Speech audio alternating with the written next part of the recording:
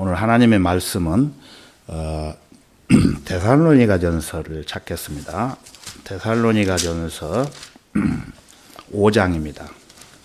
데살로니가전서 5장 23절을 보겠습니다. 데살로니가전서 5장 23절 제가 읽겠습니다. 23절 화평의 하나님 바로 그분께서 너희를 온전히 거룩하게 하시고 너희의 온 영과 혼과 몸이 우리 주 예수 그리스도께서 오실 때까지 책망할 것이 없게 보존되기를 하나님께 기도하노라. 예, 다 같이 말씀을 위해서 잠깐 기도드리겠습니다. 위대하시고 자비로우신 주 하나님 아버지 감사합니다. 허물과 죄들로 죽었던 저희들을 주님의 십자가의 보혈로 구원해 주시고 하늘의 복된 소망을 바라보며 주님의 몸된 교회 안에서 늘 풍성히 주시는 은혜 가운데 살 수 있도록 인도해 주심을 감사드립니다.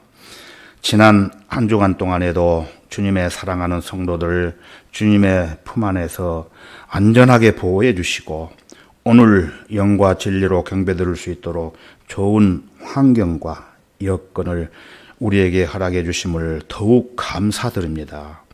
오늘 이 시간에는 하나님의 자녀들이 꼭 알아야 될 진리의 말씀들을 공부하려고 합니다. 부족한 저에게 지혜와 총명을 더해 주시고 오직 주님의 영으로 충만케 채워 주시옵소서. 말씀을 듣는 모든 성도들의 마음과 생각까지도 주 성령님께서 주관해 주시기를 원합니다.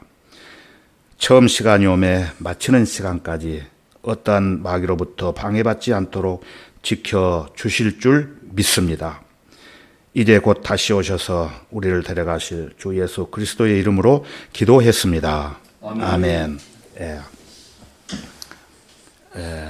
오늘 본문 말씀에 보셨듯이 오늘은 인간의 영, 혼, 몸 이 세 가지가 어떻게 다른가, 영혼, 몸이 어떻게 다른가라는 주제로 말씀을 드리겠습니다.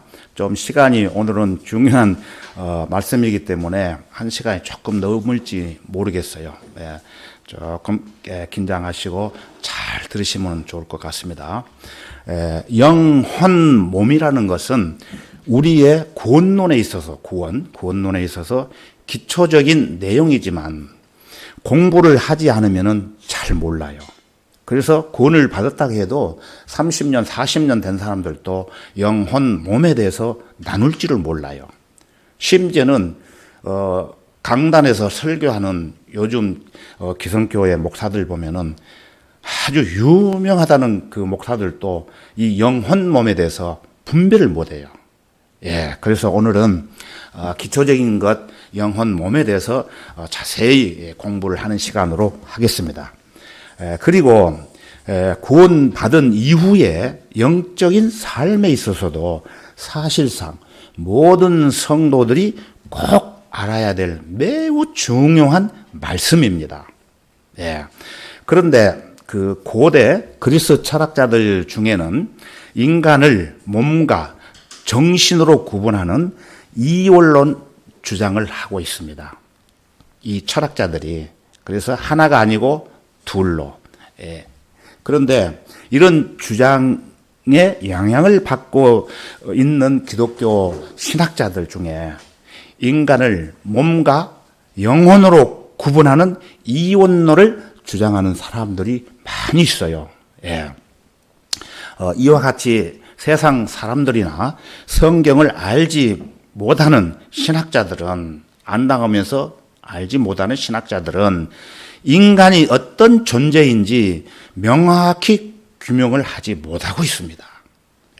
왜냐하면은 그들은 구원을 받지 못했거나 또는 구원을 받았다고 해도 성령님의 인도하심을 받지 못하기 때문에 영적인 분별력이 없기 때문입니다.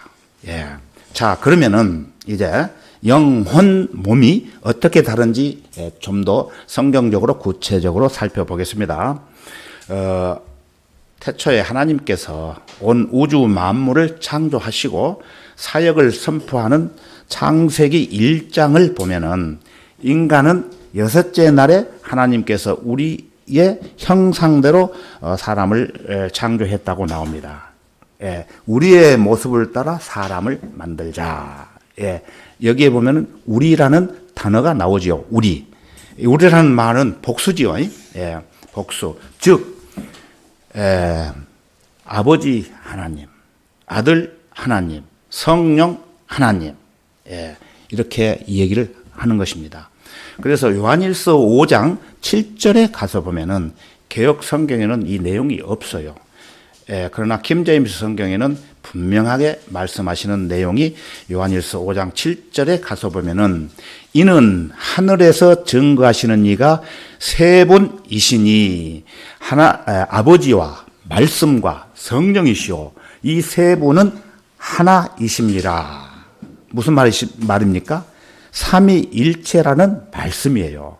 예, 확실하게 성경은 없지만은 우리가 보는 킹제임스 성경에는 나옵니다. 이렇게. 그래서 하나님이 삼위일체시오 만물의 창조 주시라면은 이 창조 세계의 모든 것은 삼위일체의 흔적을 지니고 있다는 것입니다. 검토해 보면은 실로 그렇습니다. 시간 관계상 몇 가지만 말씀을 드리면은 인간은 뭐가 있다고 했죠? 영혼, 몸이 있죠. 그 다음에 우리 가족을 보면은 남자, 여자, 자식이 있고 또 공간을 얘기할 때 길이, 넓이, 깊이가 있고 또 시간은 어때요? 과거, 현재, 미래. 또 이치는 땅, 바다, 공중. 또 천체는 태양, 달, 별들. 역사를 보면은 고대, 중세, 현대. 인종은 어떻게 됩니까? 백인, 흑인, 황인. 우리는 황인이에요. 예. 세계의 모든 것은 이렇게 삼위일체의 흔적을 지니고 있습니다. 오늘 하루 종일 얘기해도 다 못해요. 예. 그리고 창세기 2장 7절에서는 하나님께서 사람을 어떻게 창조하셨는가를 분명히 설명해 주고 있습니다. 우리 다 같이 창세기 2장 7절을 찾아보겠습니다.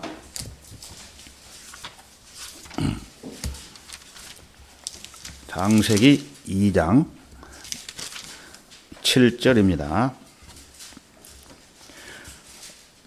2장 7절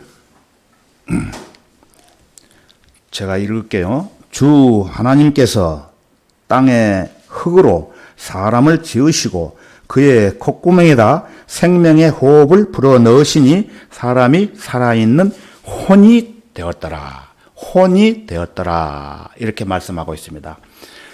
이 구절은 인간을 구성하는 세 부분에 관해서 언급하고 있습니다. 주 하나님께서 땅의 흙으로 사람을 지으시고 흙으로 사람의 몸을 지으셨다는 말씀입니다. 이 말씀은. 그리고 그 콧구멍에다가 생명의 호흡을 훅 불어 넣으셨습니다. 누가 불어 넣었습니까? 하나님이 불어 넣으셨어요. 그랬더니 어떻게 됐습니까? 사람이 살아있는 혼이 되었더라. 이렇게 얘기를 합니다. 혼. 예. 다시 말씀드리면은 사람은 흙. 예. 흙으로 사람의 모형을 떠서 만들었어요. 육체, 몸이죠. 거기다가 하나님께서 훅 하고 주님의 호흡을 불어 넣으셨다는 것입니다. 이게 뭐가 됩니까? 영입니다. 영. 호흡을 불어넣는 것은 영. 그랬더니 흙뿐인 인간은 흙이라는 그 모형적인 인간이 살아있는 뭐가 됐어요? 혼이 되었다는 것입니다. 예. 잘 이 본문 말씀을 이해를 하셔야 제가 설명하는 것을 쉽게 이해를 할 수가 있기 때문에 강조를 하는 것입니다. 그런데 많은 사람들은 영과 혼을 묶어서 말하고 있고 또 영혼과 몸 두 개로만 구분하고 영, 혼, 몸을 따로따로 구분하지 못합니다. 이렇게 말하는 이유는 제도권 교회에서 사용하는 여러분 개역 성경 아시죠? 개역 성경이나 개역 개정이나 또 쉬운 말 성경에는 영과 혼이 제대로 구분되지 않고 나오는 구절이 많습니다. 특히 대한성서공회에서 발행한 새 번역 성경에 기록된 마태복음 10장 28절을 가서 보면은 유인물 제가 나눠드렸죠. 거기 한번 보십시오. 우리가 새 번역 성경이 없기 때문에 유인물 보시면은 거기 표시편 보시면은 대한성서공회에서 발행한 새 번역 성경 마태복음 10장 28절에는 뭐라고 되어 있느냐면은 그리고 몸은 죽일지라도 영혼은 죽이지 못하는 일을 두려워하지 말고 영혼도 몸도 둘 다 지옥에 던져서 멸망시킬 수 있는 분을 두려워하라. 이렇게 얘기를 합니다. 자, 몸을 죽일지라도 영혼은 죽이지 못하는 일을 두려워하지 말고, 영혼도 몸도 둘 다 지옥에 던져서 멸망시킬 수 있는 분을 두려워하라. 즉, 몸과 영혼이라고 이렇게 이원론을 주장을 합니다. 그런데 우리가 보는 성경은 어떻게 기록되어 있습니까? 방금 마태복음 10장 28절을 한번 찾아보겠습니다. 여기에 나오는 마태복음 10장 28절이거든요. 그러면은 실제 마태복음 10장 28절을 한번 실제 찾아보겠습니다.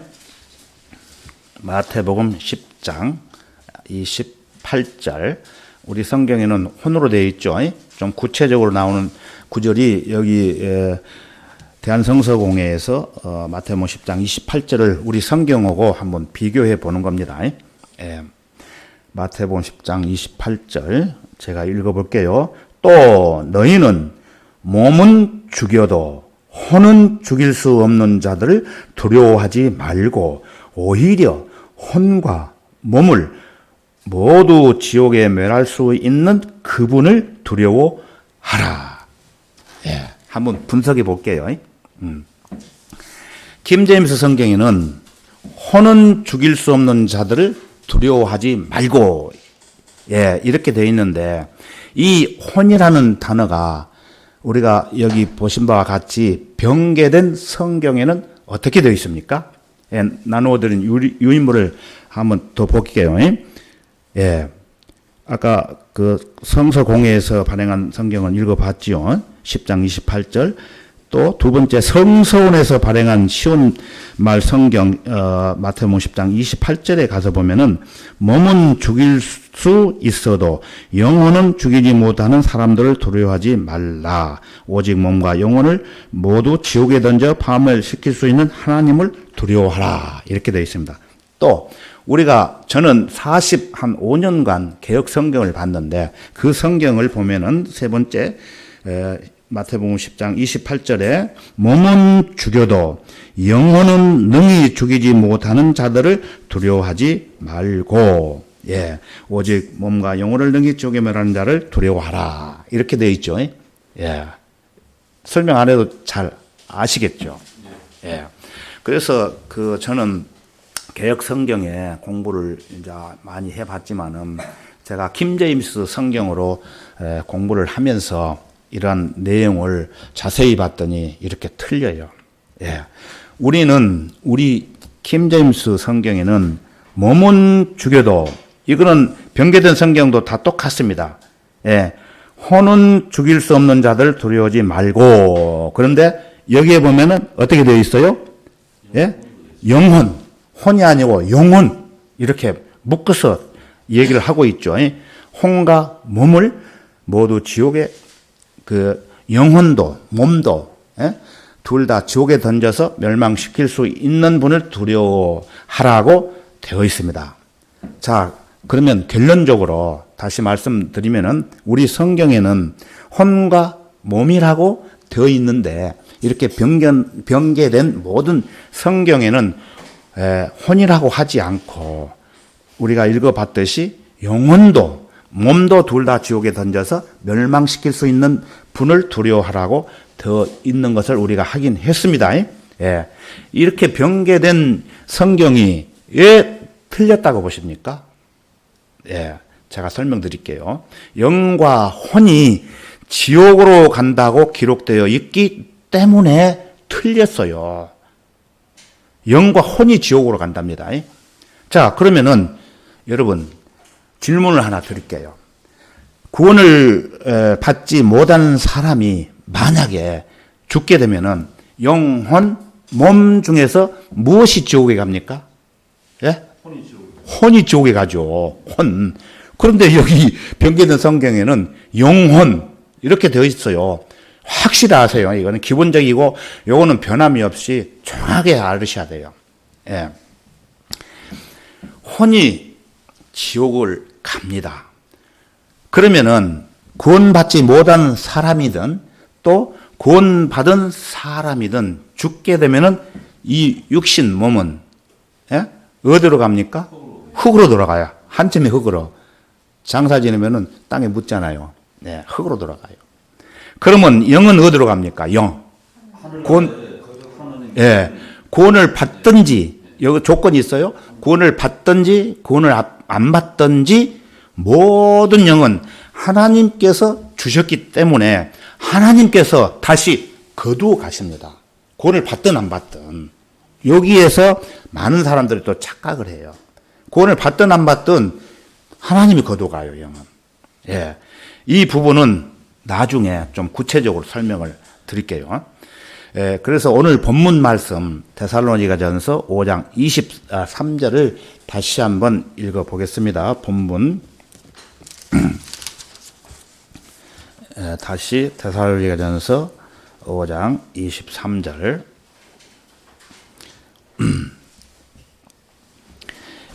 하나님, 화평의 하나님 바로 그분께서 너희를 온전히 거룩하게 하시고 너희의 온 영과 혼과 몸이 우리 주 예수 그리스도께서 오실 때까지 책망할 것이 없게 보존되기를 하나님께 기도하노라.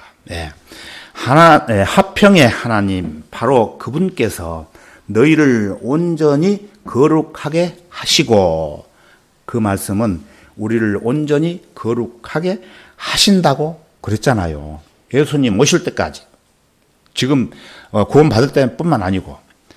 그래서 성도의 성화를 다루는 분위기도 합니다. 본 분위기도 합니다.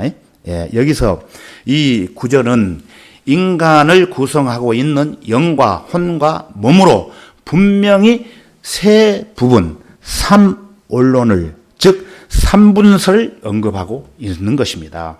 그런데 개역성경 데살로니가전서 5장 23절에도 보면은 우리가 보는 킹제임스 성경하고 똑같이 영과 혼과 몸 셋으로 구분하고 있어요. 그러니까 성경이 변개되어서 모르는 게 아니라 성경에 제대로 되어 있는 것도 모른다고 보시면 돼요. 예, 개역 성경은 신구약에서 약 3만 6천 구절이 변개되고 틀렸지만은 이 구절만큼은 제대로 되어 있어요. 예, 그럼에도 불구하고 영과 혼을 구분하지 않고 있습니다. 그냥 두리뭉실 하나로 묶어서 영혼이라고 하는 구절이 개역 성경에는 무려 196구절이 이렇게 영혼으로 언급을 하고 있습니다. 그 중에 시편에서는 몇 구절이 이렇게 되어 있느냐 하면은 103구절이 영과 혼을 묶어서 영혼이라고 기록되어 있어요. 왜 그렇게 말하냐면은 성경은 영과 혼을 구분해 말하지만, 이 사람들 말하지만 영과 혼의 핵심은 혼이기 때문에 결과적으로 같은 것입니다. 라고 그런 식으로 설명을 하고 언급을 합니다. 이건 틀린 이론이거든요. 예, 분명히 영과 혼과 몸이 각각 다른 것을 알 수 있습니다. 예, 우리 몸과 구별되는 내적 존재라는 의미에서는 눈에 보이지 않는다는 의미에서는 같이 보일지 모르지만은 자세히 보게 되면 구분이 된다는 얘기죠. 예, 앞에서 보신 바와 같이 영과 혼과 몸이 나누는 기본적인 부분은 창세기 2장 7절에서 여러분들이 보셨습니다. 영이라는 것은 바람처럼 형체가 없어요. 영은. 예, 형체가 없습니다. 그렇기 때문에 영 자체가 어떤 인격체는 아닌 것이에요. 예. 그래서 영이라는 것을 우리가 구분해서 보게 되면은 첫째로 구원을 받았으나 구원받지 않았으나 모든 사람에게 영이 있다고 말씀을 드렸죠. 오해하시면 안 됩니다. 구원받지 않은 사람도 영이 없다 아닙니다. 없다가 아닙니다. 있습니다. 구원받지 않은 사람도 영이 있어요. 단지 죽었을 뿐이에요. 죽었어, 영이. 예. 영이 있습니다. 분명히. 그런데 이 영이 언제 죽었습니까? 하나님께서 아담에게 선과 악의 지식의 나무에서 나는 것을 먹지 말라. 먹는 날에는 반드시 죽으리라. 말씀을 불순종함으로 인해서 그때 아담의 영이 죽었던 것입니다. 왜냐하면은 하나님께서 아담을 지으실 때 아담에게 생명의 호흡을 불어 넣으신 것이에요. 훅 하고 생명의 호흡을. 그래서 구원 받을 때 생명의 호흡을 불어 넣은 것이 아니에요. 그래서 모든 사람에게 영이 있습니다. 영. 육체적인 인간에게 호흡을 불어 넣으신 것이에요. 그러면 구원 받았으나 구원 받지 않았으나 모든 사람에게 주시는 그 영의 역할이 무엇이냐면은 숨을 쉬는 것이에요. 숨을 쉬어서 생명을 용익해 하는 것입니다. 그래서 에스겔 37장에 가서 보면은 교리적으로 설명을 드리면은 이스라엘의 민족적 부활을 말하는 예언적인 환상을 말하지만은 그 가운데 영에 대한 특별한 표현이 나옵니다. 에스겔 37장 문맥 자체는 영혼, 몸을 설명하는 문맥은 아니고요. 이것은 이스라엘 민족적 해고 또 예언적인 문맥이죠. 재림과 연관된 문맥입니다. 어떤 표현이 있느냐면은 에스겔 37장 9절을 제가 읽어보면은 그때에 주께서 내게 말씀하시기를 바람에게 예언하라. 인자야 예언하여 바람에게 말하라. 주 하나님이 이같이 말하노라. 오 수마 내 바람으로부터 와서 이 살해된 자들 위에 숨을 넣어주어 그들로 살아나게 하라. 숨을 넣어주게 하라. 이렇게 말씀을 하셨습니다. 그리고 14절을 보게 되면은 내 영을 너희 안에 두리니 그리하면은 너희가 살리라고 말씀을 하십니다. 예. 숨과 영은 같은 개념으로 설명됩니다. 그래서 영이 떠났다는 말은 숨이 끊겼다는 이야기예요. 숨이 끊어짐이 영이 떠난 것이에요. 숨이 끊어지면은 그래서 야고보서 2장 26절에서 보면은 영이 없는 몸이 죽은 것 같이라고 말씀합니다. 영혼을 묶어서 안 합니다. 영이 없는 몸이 죽은 것 같이라고. 혼이 없는 몸이 죽은 것 같이라고 말하지 않고 영이 없는 몸이 죽은 것 같이라고 분명하게 말씀을 하고 있습니다. 물론 혼이 없어도 죽은 것 맞습니다. 그런데요, 여기서는 굳이 영을 강조하는 건 뭐냐면은 숨이 떠나면은 죽었다 그 말입니다. 그래서 구원받은 사람은 조금 더 특별한 특별한 기능을 하게 되는데, 구원받은 사람의 영은 어떻게 됩니까? 구원받게 되면은 하나님과 교제하는 것이에요. 교제, 영이. 구원받지 않은 사람은 영이 죽어 있다고 그러는데, 죽었다는 말은 존재하지 않는다는 말이 아니라 말 그대로 죽어 있는 것이에요. 죽어 있는 거. 그러면 죽어 있는데 어떻게 숨을 쉬는 기능을 합니까? 이렇게 질문할 수도 있지만, 죽었다는 말은 아무것도 하지 않는 그러한 문자적 죽음을 말하는 것이 아니라 상대적 개념의 죽음이에요. 즉 반응하지 않는 것이 반응하지 않는다는 의미에서 죽었다고 말하는 것인데, 누구에게 반응하지 않을까요? 구원받지 않는 사람의 영이 죽었다고 말할 때는 누구에게 반응하지 않을까요? 예, 맞습니다. 하나님께 반응하지 않는다는 것이에요. 죽었다는 것은. 그러면 누구에게 반응할까요? 마귀에게 반응할 수가 있겠죠. 마귀의 자녀이기 때문에 마귀의 말은 잘 들어요. 예. 자, 구원받은 사람의 영은 하나님께서 반응을 하시기 때문에 하나님께 산자가 되는 것이에요. 그러나 구원받지 않는 사람의 영은 하나님께 죽은 것이에요. 예. 자, 그러면 구원받은 영은 어떤 사람인 것인가? 하나님과 교제할 수 있는 소통하는 영이라고 말할 수가 있습니다. 그래서 요한복음 4장 24절에 가서 보면은, 하나님은 한 영이시니 그분께 경배 드리는 자들은 영과 진리로 경배 드려야만 하리라. 영과 진리로 경배를 드려야 된다고 말씀을 하고 있습니다. 개역에서 말하는 신령과 진정으로 예배 드리는 것이 아니고, 개역에는 신령과 진정으로 되어 있어요. 말도 안 되는 소리요. 어떤 산신령도 아니고. 예. 그래서 영과 진리로 경배를 정확하게 드려야 된다고 우리가 보는 김재입 성경에는 언급을 하고 있습니다.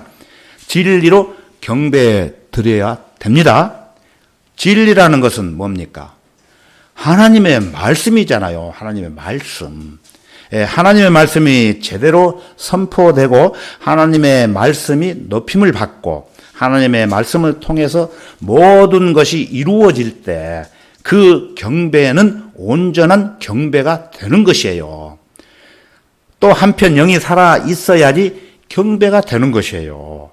죽은 영들만 아무리 가득이 몇천 명이 모여 있다고 해도 어떻게 하나님께 참된 경배가 되겠습니까? 죽어 있는데.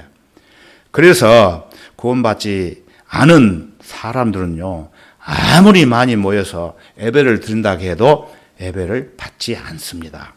예배가 되지 않습니다. 주님께서 그 예배를 받으실 수가 없어요. 죽은 영들만 모여 있기 때문에 그렇습니다. 예. 살아있는 영들이 성령님에 의해서 하나님과 교통이 되어야지 진정한 예배가 될 수 있다는 것입니다. 그래서 거기다가 진리도 포함되어야 되는 것입니다. 진리는 무엇입니까? 말씀이라고 말씀을 드렸지 않습니까? 진리는 말씀. 영과 진리로 경배 드린다는 것은 경배 자체가 주님과 교제죠. 교제. 경배는 주님과 함께하는 교제입니다. 그래서 이 죽은 사람의 영은 하나님께 경배할 수가 없는 것이에요. 살아있는 영만이 하나님과 교제할 수가 있고 경배할 수가 있는 것입니다. 그래서 로마서 8장 16절에도 성령이 친히 우리의 영과 함께 우리가 하나님의 자녀임을 증거하시거니와, 예.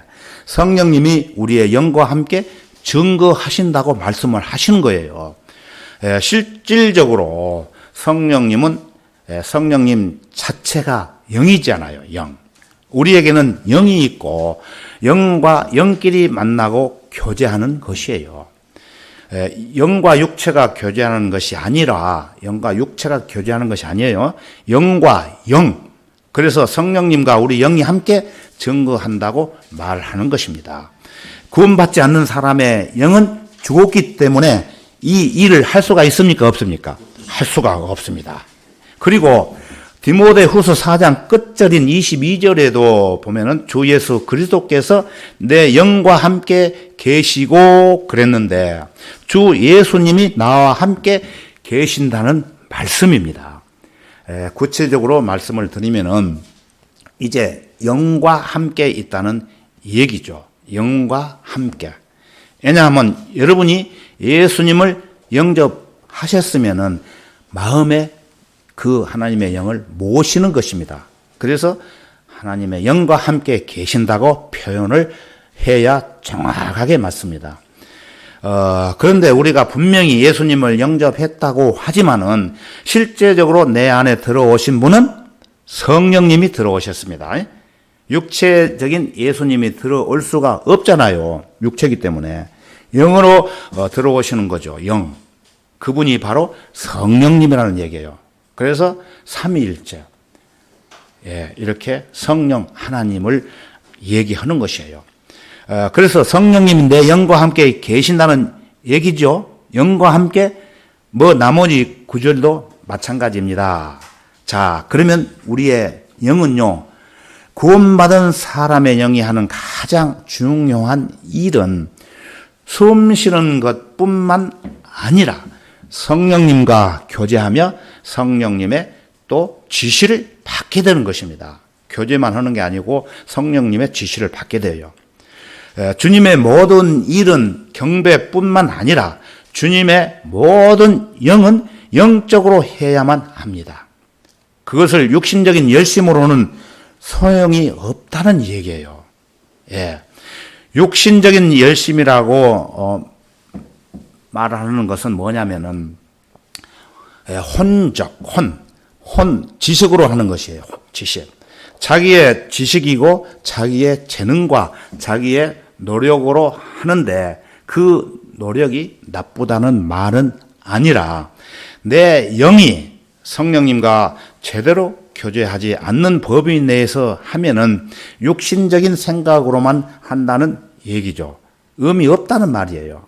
그래서 성도들의 교제도 영 안에서 영끼리 교제를 해야 되는 것입니다.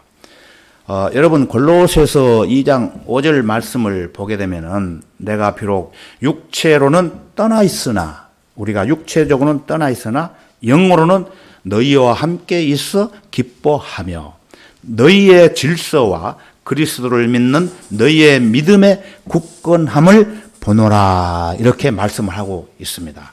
그래서 영으로 교제하기 때문에 우리가 육체로 서로 떨어져 있다고 해도 교제할 수가 있는 것입니다. 영으로 교제하기 때문에. 우리가 영으로 교제하지 않는다면은 떨어져 있을 때 어떻게 교제합니까? 미국에 가야 됩니까? 교제하러? 아니죠. 대화를 못하지 않아요. 요즘 모바일이 발달되어 있기 때문에 멀리 있는 사람과 교제할 수 있지만은 그건 전부 다 육체적인 교제일 뿐이에요. 육체적인 교제. 영적 교제는 영 안에 있어요. 영 안에. 서로 함께 기도해주고 멀리 떠나 있어도 서로 함께 어떤 형제 어떤 자매에 대해서 기도해주고 주 안에서 영이 통하는 그런 교제들이 있습니다. 육체가 만나서 하는 것도 좋겠지만은 실제로 영과 영이 교제하는 것이에요. 여러분이 어떤 상황에 따라서 멀리 떨어져 있다 하더라도 영적 교제가 된다는 얘기예요. 구원받은 형제가 우리가 제주에 살고 있어요. 근데 서울에 살고 있다 하는 사람들하고 어떻게 교제를 할 수 있어요? 영적으로 교제가 된다는 얘기예요. 안 가도. 서울에 안 가도. 주님의 귀한 성도들이 한 성령 안에 있게 되면은 가능하다는 것이에요. 이게 성경이 말하고 있어요, 우리한테. 구원받지 않은 사람은 가능할 수가 없죠. 영이 죽어 있기 때문에 한 영으로 교제할 수가 없잖아요. 그래서 이제 성령님과 교제가 잘 되는 사람은 성령 충만한 사람이라고 그러는데 그것을 또 영적인 사람이라고 묘사합니다. 성경에는. 그러면은 구원받지 않는 사람의 영은 어떤 것인가? 구원받지 않는 사람도 숨을 쉬잖아요. 아무튼 숨 쉬는 그런 기능은 구원받았으나 구원받지 않았으나 동일한 것이에요. 구원받는 사람의 영과 대조된 개념으로 말할 때 구원받지 않은 사람의 영은 죽어 있다는 말이에요. 아까 말한 것처럼 죽어 있다는 말은 영적인 죽음이에요. 이거는 육체는 살아있고 숨쉬고 대화하고 먹고 놀고 다 하지만은 그 영은 죽어 있어요. 왜 강조하냐면은 아주 중요하기 때문에 여러분들이 잘 이해하시라고 강조를 계속하는 것입니다. 영이 죽었다는 이야기는 하나님께 반응하지 않기 때문에 어떤 영적인 일을 이룰 수가 있을까요? 없을까요? 없습니다. 예, 그거를 분명히 여러분 이 시간에 알고 넘어가셔야 됩니다. 예, 영에 대한 것은 이 정도로만 조금 하고요. 자, 이제 영혼, 몸, 두 번째 혼에 대해서 자세히 좀 구체적으로 살펴보겠습니다. 혼이라는 것은요, 나 자신이에요, 나 자신.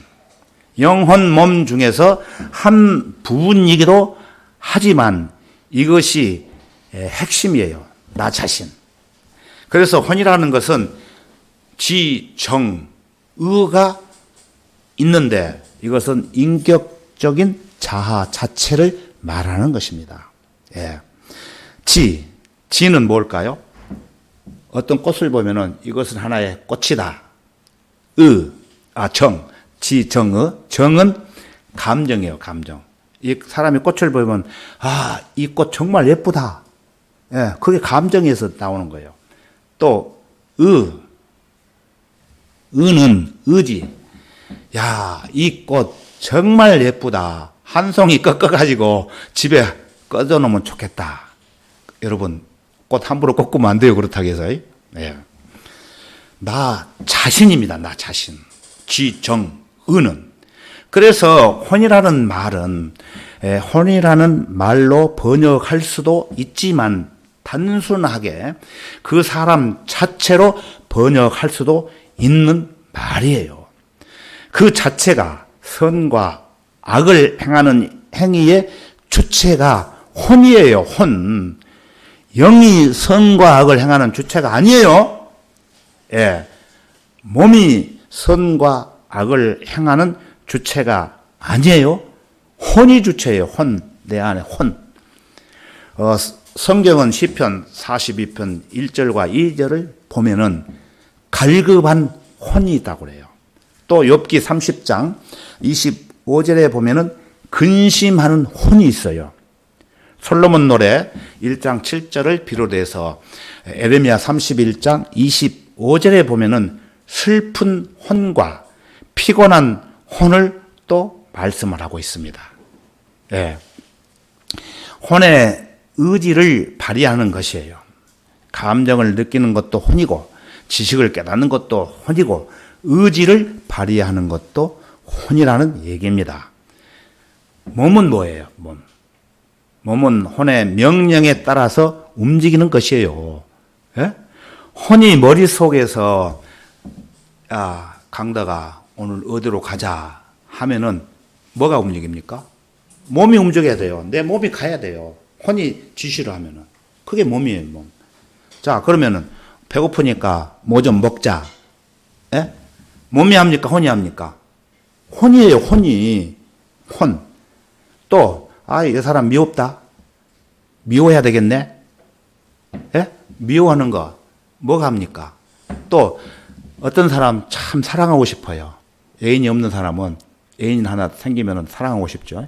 우리 그리스도인들은 하나님을 사랑하고 싶은 마음이 있죠. 예. 그것이 누가 합니까? 몸이 합니까? 혼이 합니까? 확실히 알고 넘어가야 돼요.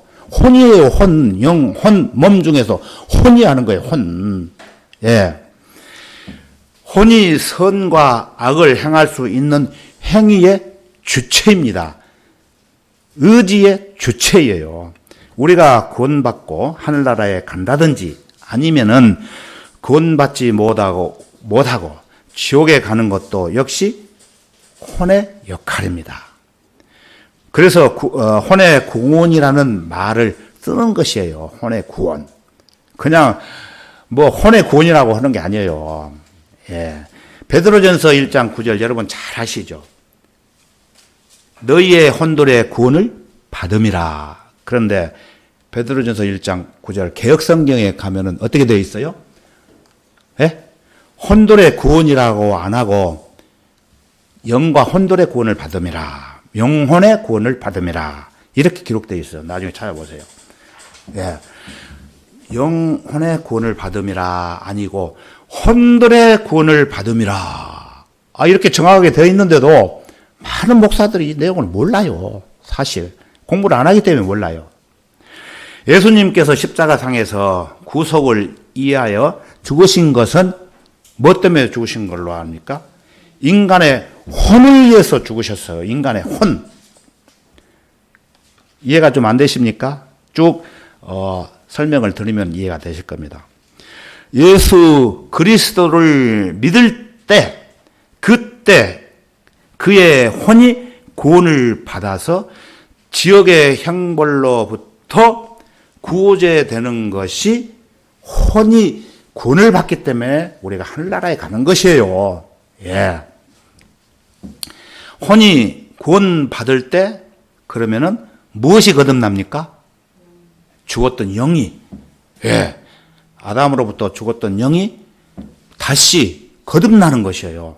그래서 혼이 구원을 받고 영은 거듭난다고 이렇게 성경에 기록이 되어 있습니다. 영이 구원받는 것은 요한복음 3장에 나오죠. 3장 3절에서부터 쭉 나옵니다. 혼이 구원 받을 때 영은 거듭나는 것입니다. 이것은 동시에 일어나는 변화입니다. 구원받고 조금 있다 영이 거듭나는 거 아니에요? 근데 저는 이걸 몰랐어요. 한 40년 동안 교회 다녀도 이걸 몰랐어요. 구원받을 때 영이 거듭나는지를. 예. 그래서 죄인이 예수 그리스도를 믿고 구원받는 순간, 그 순간에 약 33가지의 내적 변화가 일어난다고 지난달 4월 달에 여러분들한테 제가 설교한 내용이 있습니다. 예. 삼위일체 하나님과 연관된 변화가 11가지가 있고 아들 하나님과 관련해서 변화가 일어나는 것이 12가지가 있고 성령 하나님과 관련해서 일어나는 변화가 5가지가 있고 또 죄와 세상과 연관된 변화, 죄와 관련해서 일어나는 변화이죠. 이게 5가지가 있다고 분명히 말씀을 드렸습니다. 기억나십니까?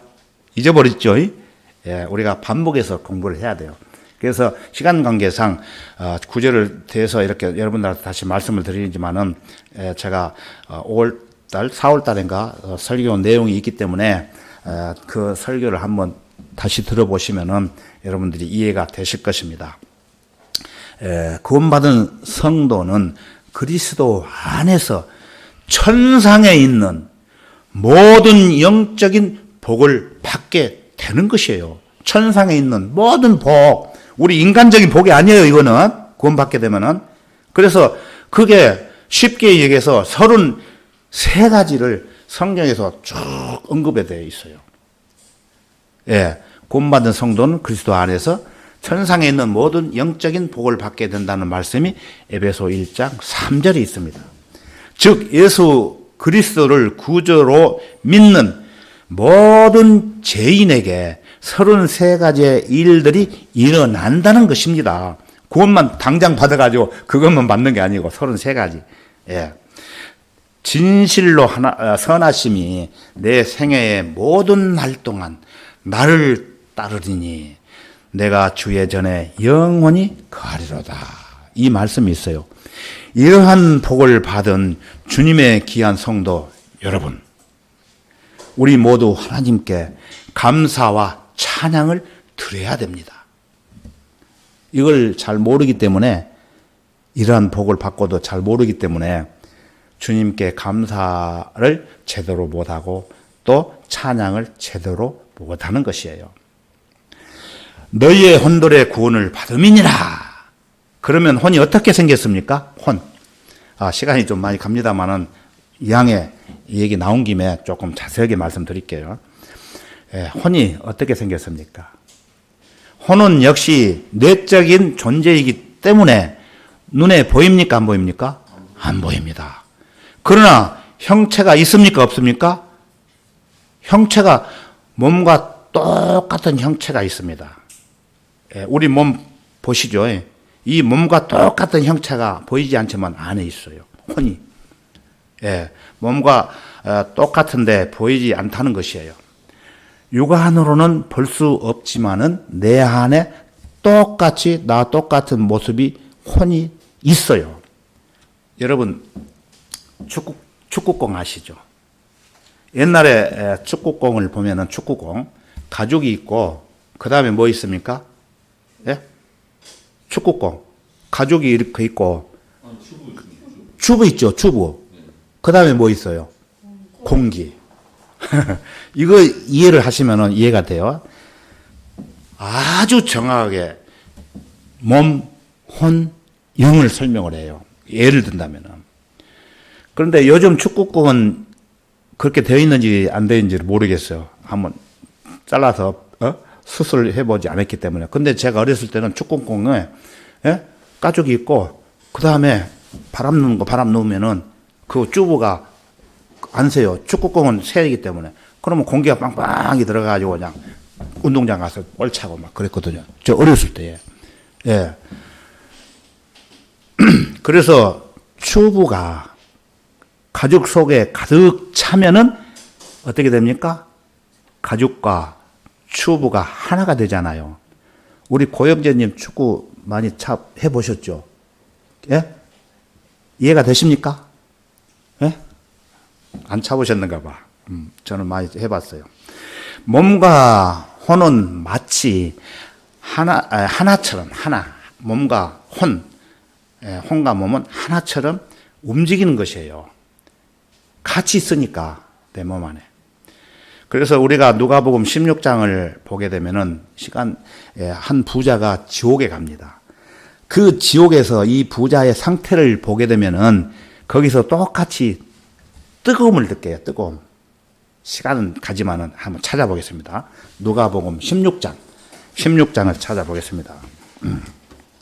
147페이지, 147페이지를 보시면은 누가복음 16장 23절입니다. 23절을 보시겠습니다. 누가복음 16장 23절. 누가복음 16장 23절. 이 16장 23절은 어떤 비유를 설명한 게 아니고 예수님이 이 세상에 오셔가지고 직접 실제로 설명을 하시는 것이에요. 이건 비유가 아니에요, 여러분. 사실이에요, 사실.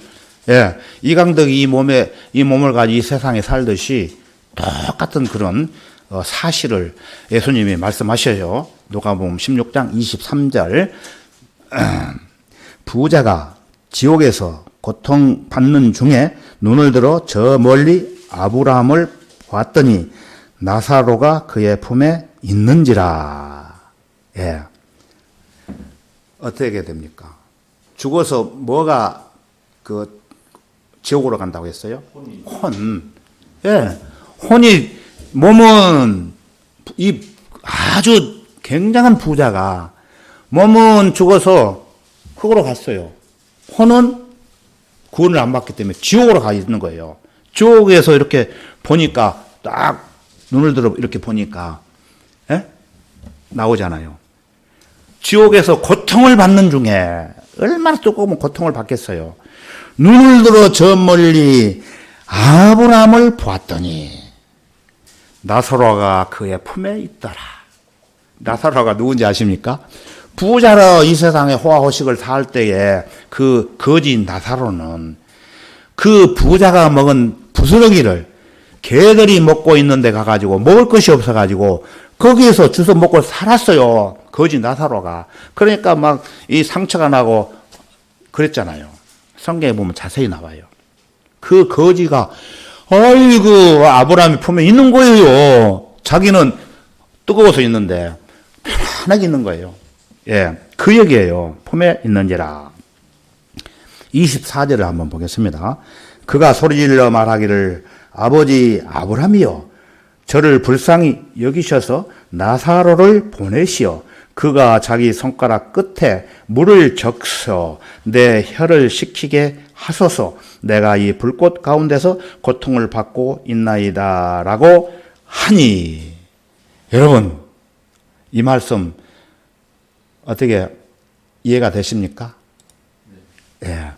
다시 제가 부연 설명을 드리면은 이 혼이 지옥에 갔는데 소리를 지르는 입도 있어요. 똑같이 제가 이렇게 이야기하면은 여러분 들리죠? 예.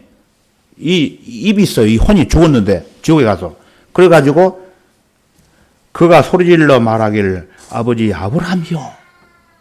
아버지 아브라함이요. 저를 불쌍히 위해서 나사로를 보내셔 그의 자기 손가락 끝에 나사로 손가락 끝에 물을 적셔 내 혀를 식히게 하소서. 얼마나 뜨거운 고통이 있으면 이렇게 표현하겠어요. 이거 실제라고 했어요. 실제. 예. 내가 이 불꽃 가운데서 고통을 받고 있나이다. 여러분 지옥에 안 가보셔서 모릅니다. 근데 이 지옥을 설명하는 구절이 많이 있어요. 근데 개역성경에는 이 지옥을 설명하는 구절이 두 군데나 삭제시켜버리고 없어요. 킹제임스 성경에는 분명하게 나옵니다. 이 불꽃 같은 지옥. 예. 그래서 이 손가락도 있고 그 다음에 혀도 있고 또 이 나사로가 봤을 때 외모로 그 봤을 때에 모든 것을 볼 수 있는 것이에요. 그것은 혼이 본 것입니다. 이 모든 것을 볼 때 혼도 몸과 똑같은 모습이라서 내가 내 몸이 지옥 가는 게 아니라 혼이 지옥 가는구나 이렇게 또 생각할 수 있어요. 혼이 지옥 가는구나. 혼이 지옥 가는 거니까 관계 없네? 이런 사람이 있어요. 상담을 해보면은. 혼이 무슨 고통을 느끼겠어라고 생각하면은 큰 오산입니다. 여러분 보셨잖아요. 예? 안 된다는 얘기죠. 모든 느낌은 다 혼에서 나오기 때문에 혼이 지옥 가는 것은 내가 지옥 가는 것이고 혼이 하늘나라에 가는 것은 내가 하늘나라에 가는 것입니다. 여러분. 예.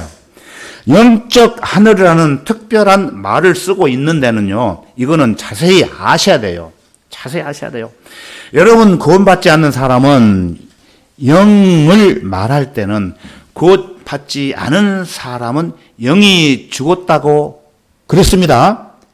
구원받은 사람은 산다고 설명을 드렸어요.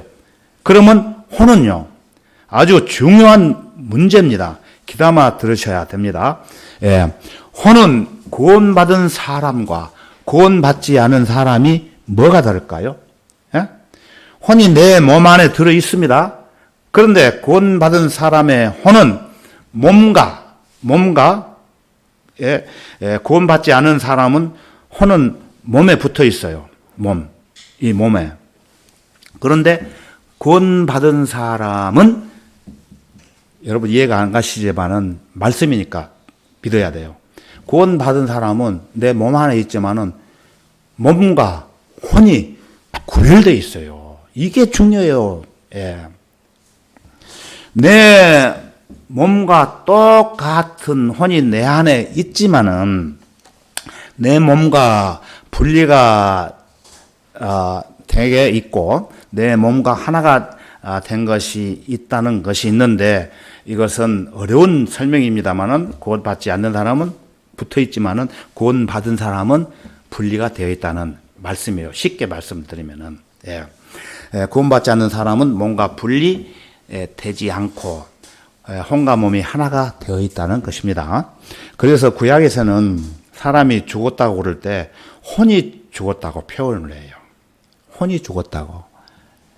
그러면 우리 구원받지 않는 어른들 얘기 들어보면은 사람이 죽으면은 아무개 언저녁에 혼이 떠났다고 이렇게 표현합니다. 여러분 들어보셨죠? 혼이 떠났다고. 그래서 그날 전쟁에 몇 명의 혼이 죽었더라. 성경에 이렇게 나오는데 어떻게 혼이 죽어요? 예? 그걸 보고 여호와의 증인들이 혼도 죽었다고 말하는 것이에요. 아니거든요. 혼은 죽지 않습니다. 절대로 혼은. 구약에서는 몸이 죽었다고 말할 때 혼이 죽었다고 표현을 해버립니다. 왜냐하면 이 구약은 아직 거듭나기 전 상황이기 때문에 혼과 몸이 하나라는 것이에요. 하나. 예. 구원받지 않는 사람은 하나예요. 그래서 구원받지 않은 사람들은 이처럼 똑같다는 거예요. 신약성경 골로새서 2장 11절을 보게 되면 할례가 나와요. 할례. 이것은 실제 유대인들이 받은 할례가 아니라 영적 할례를 말합니다. 골로새서 2장 11절의 그 내용을 읽어보면은 또한 너희가 그의 안에서 손으로 하지 아니한 할례를 받았으니라고 말씀하십니다. 손으로 하지 아니한 할례는 육신적 할례를 말하는 것이 아닙니다. 곧 그리스도의 할례로 육신의 죄들의 몸을 벗어버린다는 뜻입니다.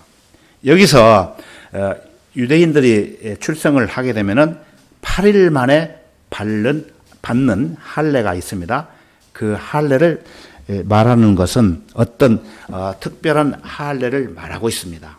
그것은 그리스도의 할례를 말하는 것입니다. 성경에서 예수님도 어릴 때에 할례를 받으셨죠. 그 할례를 말하는 것이 아니고 그리스도의 영적 할례를 말합니다. 영적 할례 무엇입니까?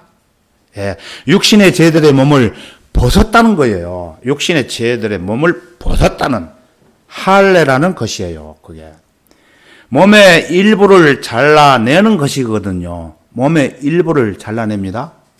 출애굽기 4장 25절에 보면은 모세의 아내가 있죠. 십보라가 그 칼이 없으니까 예리한 돌을 하나 취해가지고 자기 아들의 모피를 베어가지고 모세 발 앞에 던지는 내용이 나옵니다.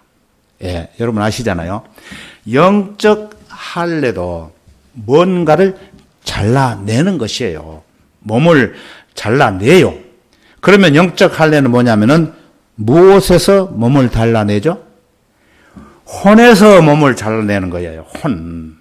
예. 자, 구약이나 또 구원받기 전에는 혼도 몸에 붙어 있는데 구원받는 순간 혼과 몸을 잘라서 분리시킨다는 말씀이에요.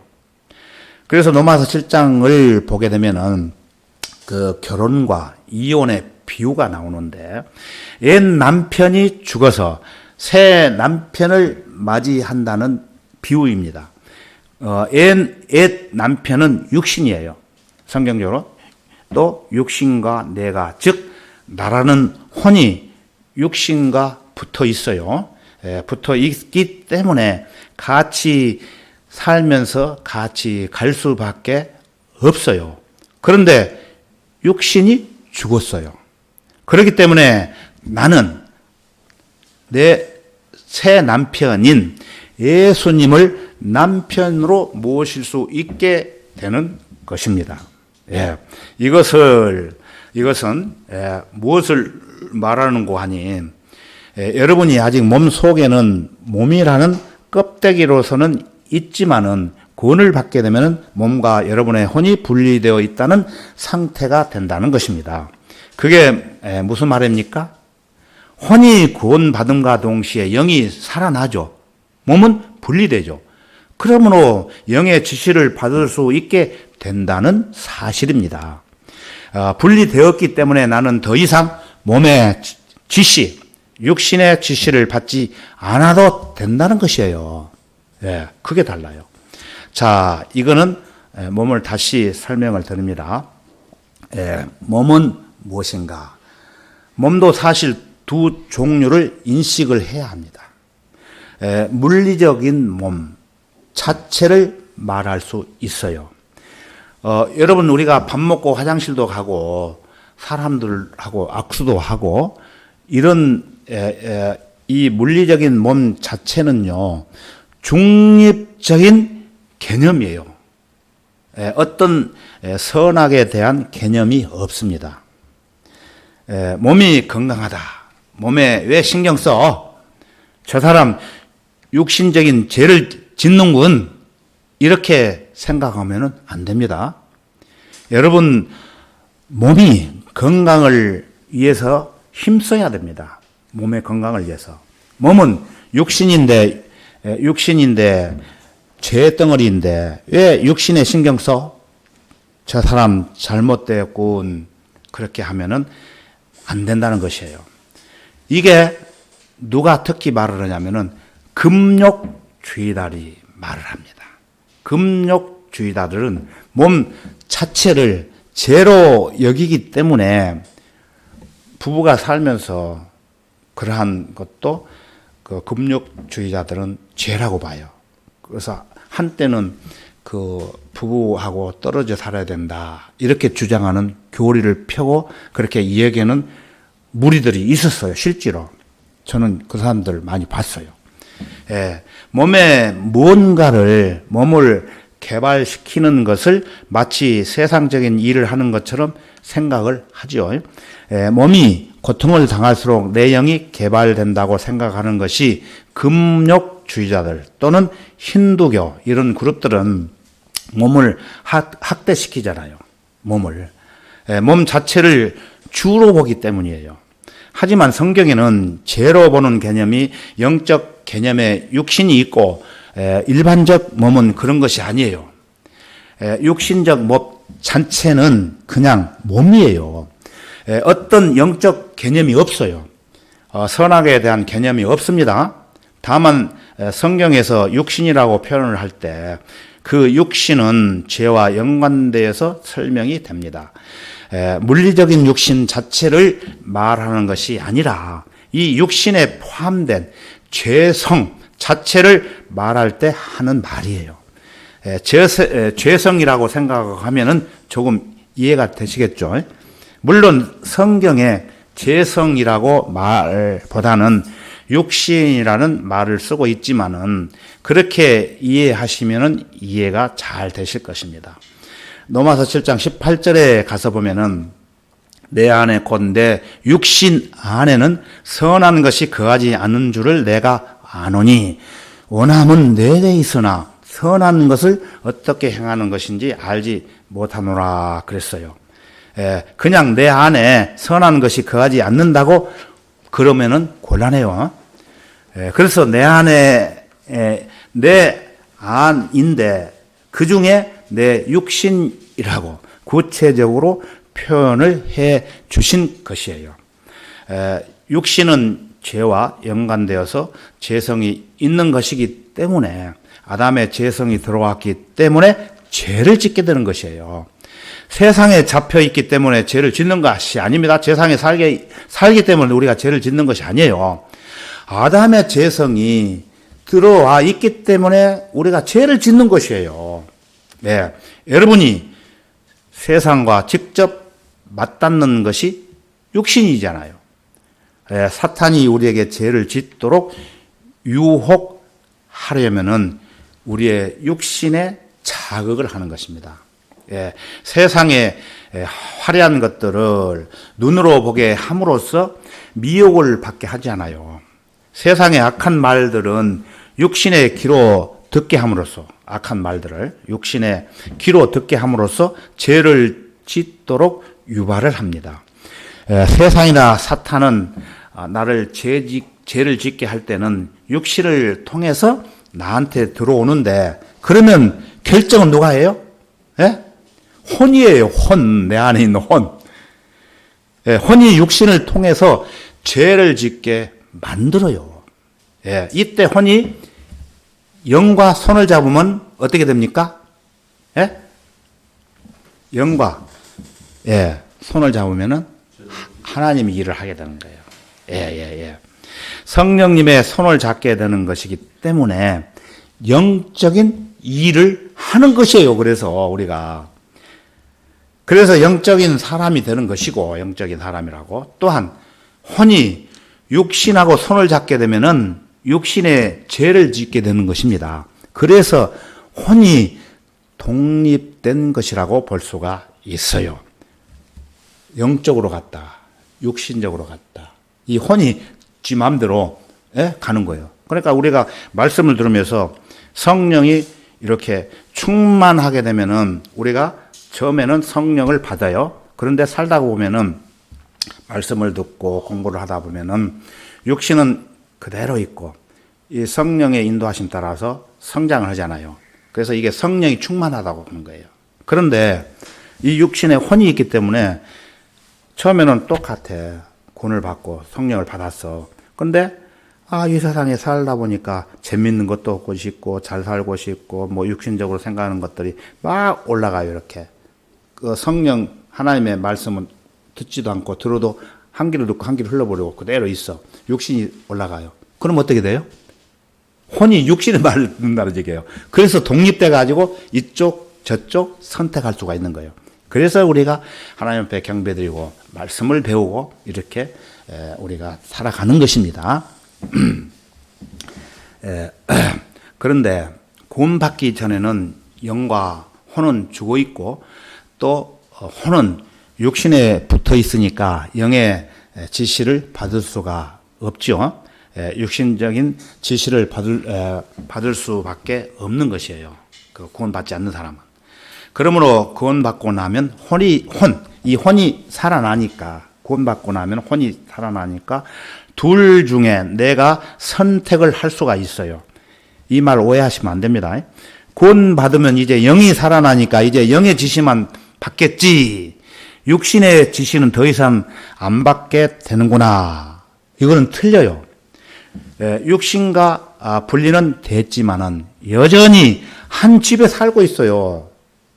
뭔가 혼이 한 집에 살고 있어요. 여러분들 가족이 함께 살고 있어요. 서류상으로는 이혼이 됐지만은,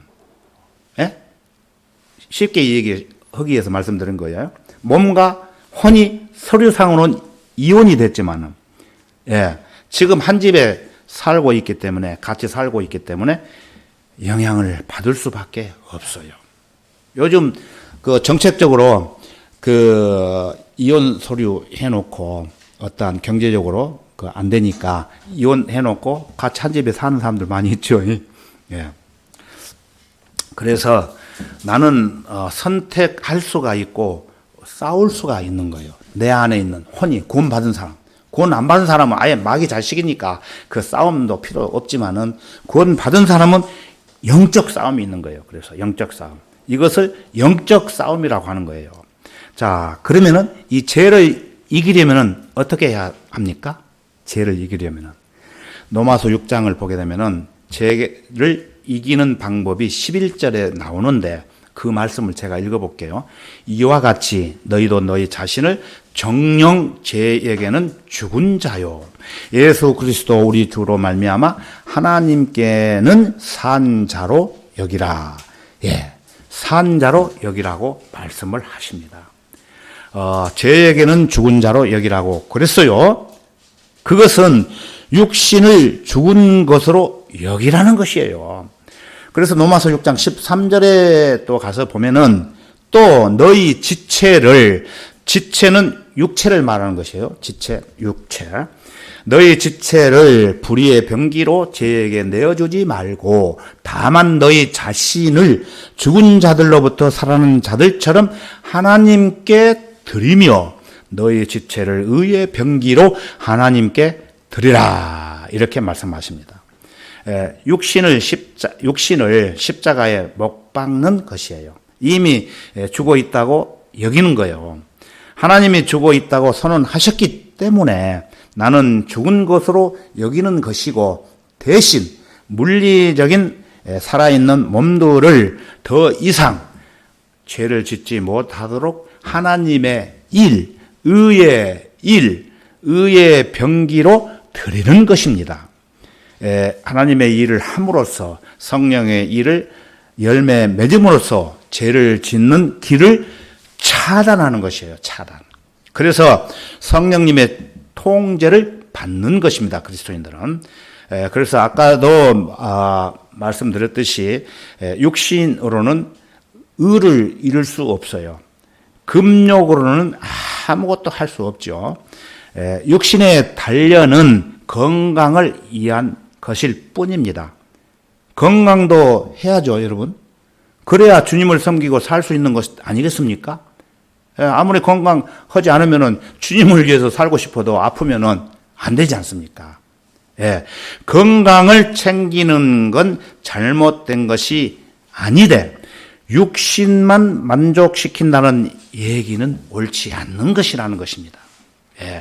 육신만 만족시켜도 이 재성이 막 발휘될 수가 있는 것이고, 또 거꾸로 욕심만 너무 금욕적으로 죽여도 아무것도 안 된다는 얘기죠. 건강해야 된다는 얘기예요.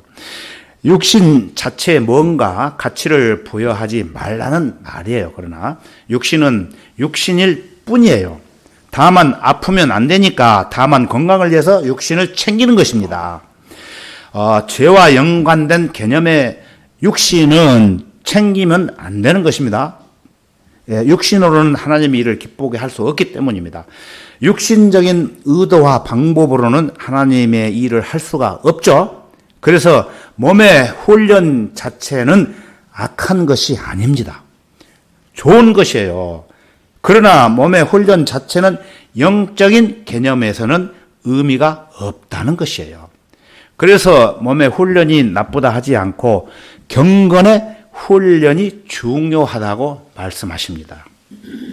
디모데전서 4장 7절을 보면은 불경스럽고 늙은 부녀자들의 꾸며낸 이야기들을 버리고 오히려 경건에 이르도록 내 자신을 훈련하라. 몸의 훈련은 유익이 적지만 경건은 모든 일에 유익하며 현재와 미래의 생명의 약속을 소유하게 하느니라. 몸의 훈련이 나쁘다고 안 했어요. 유익합니다. 건강해야 됩니다. 하지만 몸의 훈련의 유익이 적은데 경건의 훈련은 아주 유익하다고 그러는 것입니다. 그런데 여러분 어때요? 몸의 훈련을 얻는 유익을 여러분은 많이 아실 것입니다. 맨날 몸이 허약해서 그냥 있다면은 안 되겠죠. 그래서 몸의 훈련을 통해서 건강해야 됩니다. 건강해서 아프지 않아야 됩니다. 그래서 저는 옛날에 굉장히 산을 좋아했어요. 산을 다니고 또 다른 운동을 좋아하는 사람들은 운동도 하고 공도 차고 그렇게 되다 보면 근력이 있으니까 뭐든지 할 수가 있고 몸의 훈련 정말 중요합니다. 저는 성경 말씀을 보면서 좀 느낀 게 있는데 몸을 좀 내팽개친 것이 있어요. 말씀을 보다 보니까 몇 년 동안을 그 잠을 하루 저녁에 3시간밖에 잠이 안 와요. 그냥 말씀에 푹 파묻혀 사니까 너무 말씀에 취하니까 그냥 하루 24시간 저녁에 3시간밖에 잠을 안 자고 몇 년을 공부하다 보니까 몸이 망가져가지고 눈도 망가지고 또 체력도 망가지고 그래서 어느 날 이제 우리 자매하고 저녁에는 야 운동하자 해가지고 밖에 나갑니다. 이렇게 운동을 나가는데 우리 저녁에 오시면은 가로등이 환하게 켜져 있어요. 그러면은 이 가로등이 그 농사 짓는 밭을 향해서 이렇게 있으면은 뭘 보냐면 느꼈냐면 저녁에 가니까 그걸 알겠더라고요. 다른 데는 콩이 다 익어가지고 이파리가 다 떨어져 있는데 가로등이 이렇게 비추는 그 밑에는 이 콩이요 익지 않고 퍼렇게 그냥 있어요. 왜 그럴까요? 잠을 못 자니까. 잠을 못 자니까 콩이 안 되고 버럭 있는 거예요. 그래서 내가 하나는 알고 둘은 몰랐구나. 아무리 말씀도 좋아도 내 건강을 챙기면서 해야지 설교도 할 수 있고 이러지, 활동도 할 수 있고 그러지. 저 2년, 3년 동안 건강 챙기지 않고 아무리 성경 열심히 보고 아무리 많이 안다고 해도 4년 후에 몸이 아파가지고 걸어가지도 못하고 주저앉으면 그거 뭐 필요합니까? 그 생각이 딱 들어가지고 아이고 잠도 많이 자야 되겠다 해가지고 억지로 자려고 하는데 훈련이 3시간 자는 훈련이 되어 있어가지고 어떻게 하다 보면 5시간을 또 자요.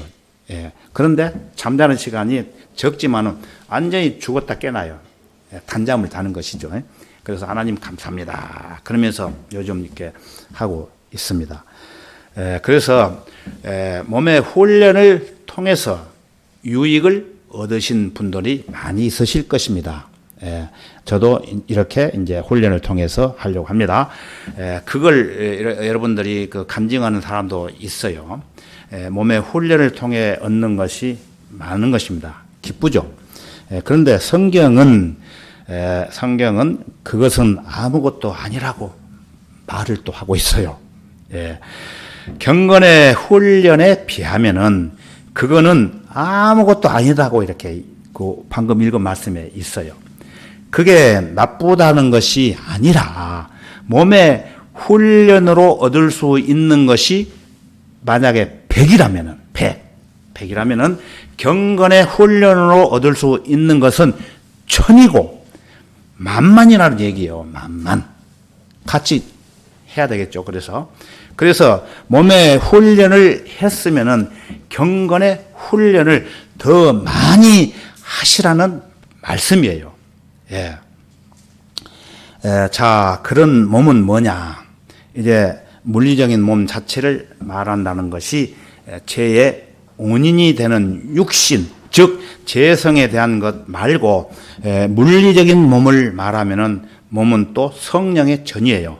우리 몸은 성령의 전이기 때문에 고린도전서 6장 19절에 보면은 또한 너희 몸은 너희가 하나님으로부터 받은 바 너희 안에 계신 성령의 전인 것을 알지 못하느냐? 너희는 너희 자신의 것이 아니라고 말씀을 하십니다. 성경은 너희 몸이 성령의 전이라고 말씀을 하시죠. 여기 고린도전서 6장 19절에. 그건 왜 그럴까요? 당연히 성령께서 거하시는 것은 육체가 아니라 영입니다. 그런데 몸을 성령의 전이라고 말해요. 이건 두 가지 의미가 있습니다. 하나는 몸이 영을 담는 그릇이기 때문에 결과적으로 영도 몸속에 있잖아요. 몸이 있고 혼이 있고 영이 있기 때문에 몸은 영을 담는 그릇이므로 크게 말해서는 우리 몸이 성전인 것이에요. 자, 몸을 성전이라고 말하는 또 하나의 이유는 뭐냐면은 하나님의 성전에 몸을 함부로 굴리지 말라 그 말이에요. 하나님의 몸의 성전인데 내가 나쁜 데 가서 죄 짓고 오면은 그거 안 되잖아요. 그걸 말하는 거예요. 죄 짓지 말라는 거예요. 여기 바로 앞에 있는 그 말씀 앞에 있는 17절과 18절에 보면은 음행의 죄를 말하고 있는데 음행만 죄겠습니까? 수많은 죄가 많이 있잖아요. 수많은 죄들에 대해서 다 육신으로 짓는 죄를 이 육신적인 죄에 대한 것인데 성령의 전으로 죄 짓지 말라는 것이에요. 하나님의 자녀로서 죄 짓지 말라는 것이요. 성전이기 때문에. 그래서 이 몸이 성전의 전이라고 말하는 것이에요. 첫 번째, 몸이 영을 담는 그릇이기 때문에 말한 것도 그렇지만은 또 한편으로는 성전의 전이 몸을 함부로 죄 짓는데 들이지 말라라는 개념으로 몸을 강조하는 것이에요. 아무리 영 속에 성령이 계신다고 하더라도 몸이 맨날 죄만 짓고 다니게 된다고 하면은 성령의 전이 더럽혀지는 것이에요. 그래서 말씀하시는 거예요. 몸을 성령에 대해 말하는 거예요. 육신 자체, 이 껍데기 자체가 성령이라는 것이 아니에요. 성령은 내 영과 함께 내 안에 계십니다. 성도는 몸을 잘 관리해야 되죠. 건강도 관리해야 됩니다. 건강하지 않으면 주님을 위해 아무 일도 할 수 없습니다. 또 죄로부터 성별도 해야 됩니다. 몸도 건강해야 되지만은 죄들로부터 성별을 해야 되는 것입니다. 그 다음에 몸의 구속. 몸은 몸인데 아까 분명히 혼이 구원받았다고 그랬잖아요. 그런데 몸도 구원을 받습니다. 이걸 잠깐 말씀을 드리면은 몸의 구원은 무슨 말입니까? 몸의 구원. 혼의 구원 말고 몸의 구원. 로마서 8장에서 말씀하시죠. 제가 읽어볼게요. 로마서 8장 23절에 보면은 그들뿐 아니라 성령의 첫 열매들을 가진 우리까지도 속으로 신음하며 양자되는 것 곧 우리 몸의 구속을 기다리고 있느니라. 몸의 구속을 기다리고 있느니라. 몸의 구속. 구속이라고 하는 것은 구원이라는 단어의 뜻과 같습니다. 몸이 구원을 받습니다. 어떻게 구원받습니까? 혼이 구원을 받지만 이 몸이 구원을 받습니다. 구원받은 성도들이 주님이 오시기 전에 죽으면은 내 영은 주님이 가져가는 거예요. 그래서 위로 올라간다고 보는 거예요. 영은. 내 혼은 구원받아서 지옥으로 안 가고 하늘나라로 가는 것이에요. 그러나 몸은 땅에 묻히죠. 불태워지거나 묻히거나 한다는 말입니다. 이 껍데기가. 그런데 몸이 구속받는다는 것은 뭐냐면은 이 내 몸이 변화를 받는 거예요. 변화. 몸이 변화되는 것을 말하는 거예요. 성경에 보면은. 고린도전서 15장이 이 몸이 부활할 때 부활장을 쉽게 설명을 하고 있는데 성도들의 부활을 설명을 하고 있습니다. 다른 요한일서 1장에도 우리의 몸이 어떻게 되냐면은 휴거가 되는데 예수님이 몇 살 때 승천하셨어요? 33살. 그래서 우리가 몸이 변화되는 것이 어떻게 되냐면은 예수님처럼 변화된다고 성경에 되어 있어요. 그러니까 우리가 나이를 먹었던 젊었던 간에 33세에 그 예수님처럼 완전하게 변화돼 가지고 예수님이 공중에 오실 때 아무개야 이강도가 이리 올라오너라 했을 때 그때 아멘 감사합니다 하고 예수님 따라서 셋째 하늘에 있는 그 하나님의 보좌가 있는 그곳에 가서 이 세상에서 7년 반 동안 구원받지 못한 사람들이 들림을 받지 못한 사람들이 대환란에서 엄청나게 고생을 하고 사는 사람들이 있는데 그런 고생을 하지 말도록 교회 시대에 살고 있는 지금 현재 우리가 교회 시대에 살고 있는 구원받은 사람들을 하나님 예수님이 오셔가지고 이름을 각각 불러요. 구원받지 않는 사람은 안 불러요. 한 집에 살면서도 남편은 구원받고 마누라는 구원 안 받았으면은 남편만 올라가고 마누라는 올라가지 못해요. 이거 굉장히 심각한 문제예요. 그래서 구원의 확신이 우리는 반드시 갖고 있어야 확신을 가지고 우리가 하나님을 섬기고 교회 안에서 그 이뤄진 영혼들을 내가 구원받은 그 확신이 있어야만이 열매가 맺어지는 것이에요. 이것은 이론이 아니고 실제 경험에 내가 내 마음속에 내 마음에 통과됐을 때 그 일이 이루어지는 것이에요. 여러분 이것은 나중에 시간이 되면은 부활이라든지 이런 부분은 또 설명을 드리기로 하고 다음 시간이 있을 때에 말씀을 드리기로 하고 오늘은 여기까지 하겠습니다. 다 같이 기도드리겠습니다. 항상 우리를 사랑하시는 주 하나님 참으로 감사합니다. 오늘은 우리에게 꼭 필요한 영, 혼, 몸이 어떻게 다른지를 자세히 살펴봤습니다. 이 말씀들을 우리 마음에 새겨서 주님께서 오실 때까지 주님을 섬기는 일에 큰 도움이 될 수 있도록 인도해 주시옵소서. 언제나 우리를 항상 사랑하시는 주 예수 그리스도의 이름으로 기도드렸습니다. 아멘. 찬송가 한 장 부르시겠습니다. 찬송가 427장입니다. 찬송가 427장 부르시겠습니다.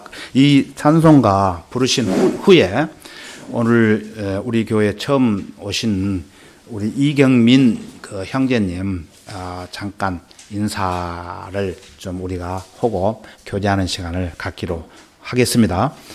찬송가 427장 내 영혼 평안해 부르시겠습니다.